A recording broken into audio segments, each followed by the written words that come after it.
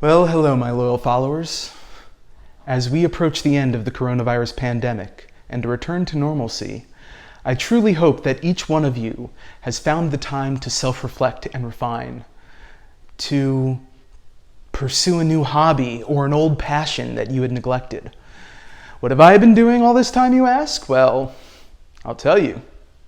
For the past 3 months, I've been sat on my couch, watching Super Sentai. So, what is Super Sentai, I hear you ask? Well, first, I have to ask you, how did you find this video? Secondly, Super Sentai is a Japanese television show mainly aimed at children, produced by Toei Studios, and you may be more familiar with its Western counterpart, Power Rangers.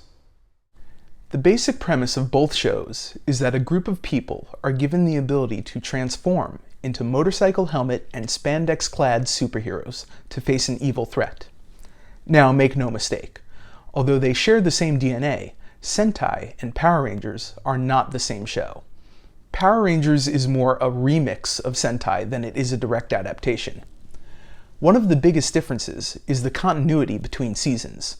Each year, Super Sentai starts fresh with a new squad, new villains, new weapons, new robots. Occasionally, there'll be a crossover episode and 2 Ranger teams will meet and join forces, but otherwise, there's little connective tissue between each season of Sentai. Whereas Power Rangers, at least for the first decade, builds on its established lore and carries characters over from one season to the next. So, in the past 3 months, I have binge-watched 6 complete seasons of Super Sentai and sampled a few other seasons here and there. Admittedly, I'm only chipping away at the surface because this series has been in continuous production since 1975. But I have noticed some patterns. And I'm fairly confident that if you follow the steps that I'm about to lay out, you too can write your own full season of Super Sentai. Are you ready? This is D.I.Y. Sentai.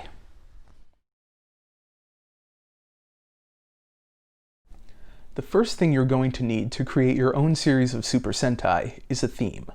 Your theme can be almost anything, and is going to inform all of your design choices for the series.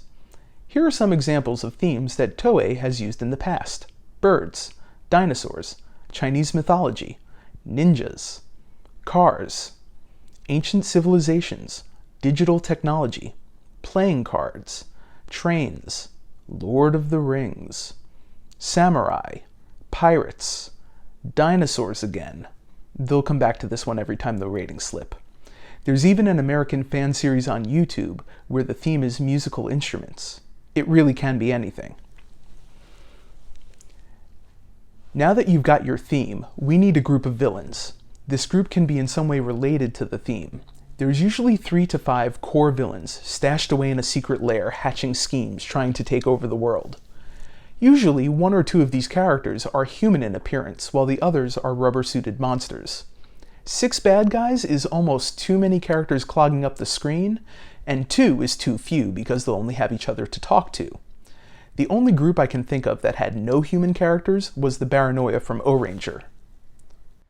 Next, you'll need the stars of your show, your squadron of 5 color-coded Rangers. First is the Red Ranger. They're the leader of the team usually, often stoic and obsessed with justice. They're the best fighter on the squad, and generally most competent. There have been times when they've tried to subvert the leader trope, like Kenta from Mega Ranger, who is kind of a slacker, but he's the most skilled at video games, so fitting with the theme of that series, he gets to be red. Or Koisuke from Car Ranger, who wasn't really a leader, but he was the best driver on the team. Next, you'll need a Black or Green Ranger. This character is usually the backbone of the team, the most reliable and steadfast character. They're the one you can count on, and the one who would probably be the default leader if something were to happen to the Red Ranger. Next is your Blue Ranger.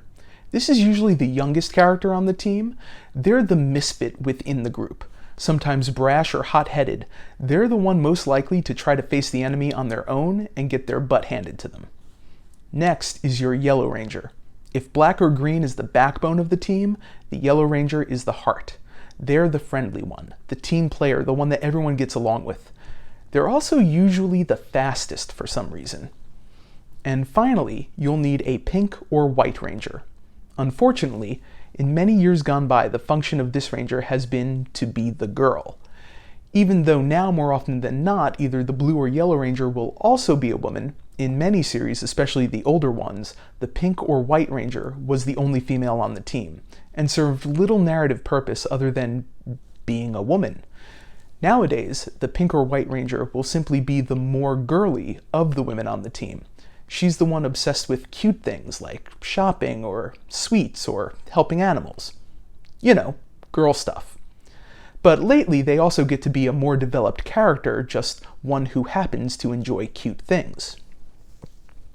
Next, figure out how they all know each other, if at all. In O-Ranger, they were all pilots in the United Air Force.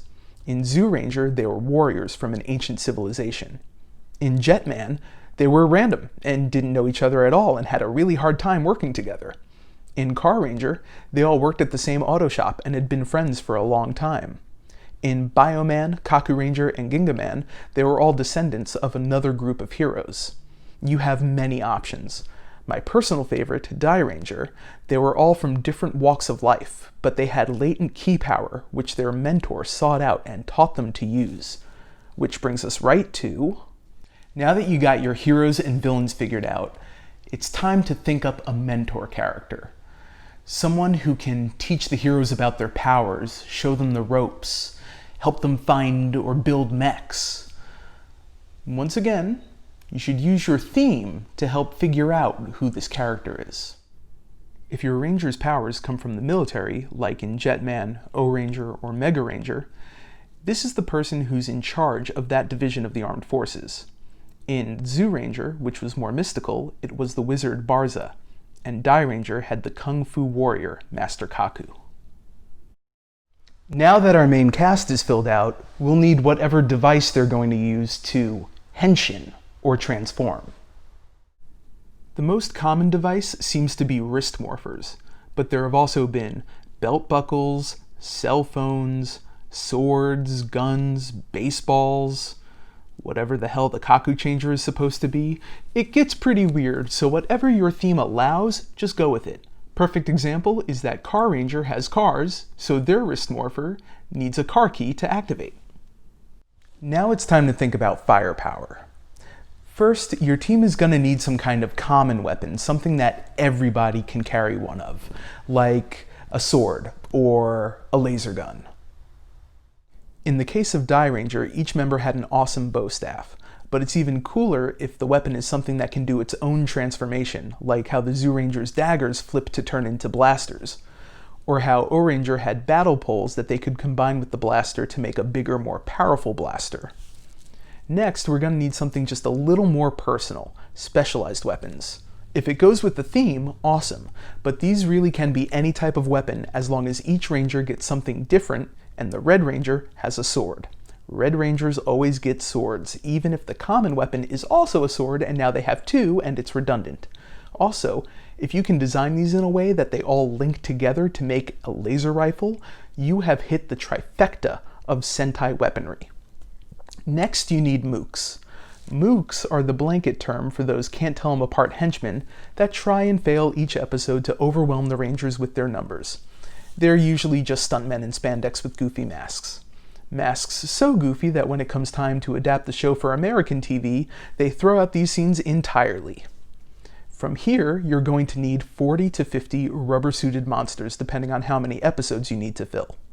Of course, if you're short on monsters, you could write a couple multi-part episodes where the squad keeps coming back to the same monster, or just straight up reuse a monster, saying that it got a power boost, or new armor, or it's the other monster's sibling. There's plenty of tricks to recycle some old suits, but you want to have one per episode. After the squad fights off the mooks, fisticuffs with the monster of the week for a little bit, and is just about to win, somehow the monster will grow to Godzilla size, and then our heroes will need to jump into their giant robot to fight him off. So you're going to need one. you have to have a giant robot. Your main robo, or mecha, is going to be human-shaped and appear to be big enough that it's believable that it takes 5 people to pilot it. It's also the primary toy that you're going to need to sell, so it better be awesome. My favorites are always the ones where each ranger gets their own robot, but then they all combine to make one big robot. And your hero mech must have an awesome finishing move, whether it's a swipe with a sword or a flying punch, or just using like the most guns, like having all the big guns. They'll have that one move that once you pull it out, you know that the episode is almost over. So now all you need to do is write 40 to 50 basic episodes, about 20 minutes in length. Some seasons are longer than others, and I'm sure there's specific reasons for that, like a special event being broadcast on a night that would normally be showing Sentai. But basically, you're going to need 1 episode per week for about a year. So we're almost ready to go into production. There's just 2 more things we're going to need. A catchy song, and an uncharacteristically cheerful end credits theme. And that's it. Now you have all your core elements. So we're ready to go into production. Now, you can be pretty fast and loose with this formula, depending on the needs of your series, but here is an outline for your series that you can follow. Spend your first 2 episodes establishing the world. Introduce the villains, establish the theme, and build to your hero's first henshin. Some series introduce all 5 heroes at once, and some only introduce 2 or 3 and spend the next few episodes building the team. Zyuranger is the only series I've seen that saves the Red Ranger for last rather than starting with them. Speaking of which, episodes 3 through 5 should focus on getting to know your Red Ranger. What's their story? Do they work well with the other members of the team? Do they take naturally to their leadership position? Another thing to think about is mechs. Some series give the Rangers their giant robo right away in the first episode, and others make them work to discover their mechs over time. For episodes 6 through 9, spend each episode developing one of the other heroes, so that by episode 10, we have a pretty solid idea of who each character is. Then repeat the cycle, and either give each character another focused episode, or see what happens if you pair characters up and send them on mini-adventures.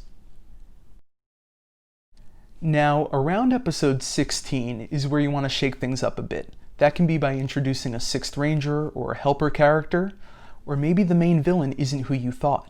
Maybe the mecha the team has been using so far isn't enough to beat this week's monster, and they need to find or build new ones. Maybe the team needs to learn a new power, or maybe it's all the above. But start with at least one of these elements around here, and definitely by the time you hit episode 20. The next 10 episodes, roughly, will explore the new status quo. How does everyone react to or deal with the things that got shaken up? This stretch can run the risk of getting a little boring and repetitive, so consider multiple shakeups and spread them out over this period. Episodes 30 through 40 can either be spent resolving the effects of your shakeups or shaking things up again. If you're going to kill someone off, here's a good place to do it. Once again, this stretch can get a little tiresome, and it's where most Sentai fans fall off any given series. But either way, we need to clearly know what's what and who's holding the most chips as we head into Christmas! In Japan, seasons of Sentai begin in March and end in February, so around episode 40 we'll run into a Christmas episode. They're usually not very good and are a ham-fisted way to inject holiday spirit into a superhero show. And next week, we have to do the same thing with New Year's Eve. But that should bring us to roughly episode 43. And now you'll have a good idea of how many episodes you get to wrap up any B-plots you might have going on. One of the reasons D.I.Y Ranger is my favorite is that each of the 5 main Rangers has a B-plot that gets wrapped up nicely in this little stretch of episodes leading up to the finale. Now your last 2 episodes can be devoted entirely to the epic final showdown with the main villain. It's the fight of their lives, the moment you've all been waiting for, so make it huge. Seriously, go as big as you can. In my opinion, O-Ranger and Mega Ranger do this the best, because towards the end of the series, they really raise the stakes and show you what's going to happen if the bad guys win. Unfortunately, this is one area where a lot of Sentai seasons fall short, and even great series like Zyuranger and D.I.Y Ranger end up a little anticlimactic. But now victorious, our heroes can walk off into the sunset, and wait for their eventual crossover cameo. And there you have it. If you followed all these steps, you have just written your own complete season of Super Sentai. That wasn't such a chore now, was it? If you like this video, you should go check out my 3-minute comedy short, The Stages of Watching Super Sentai. As always, I'm Alex for the New Proletariat Theater, and this has been D.I.Y. Sentai.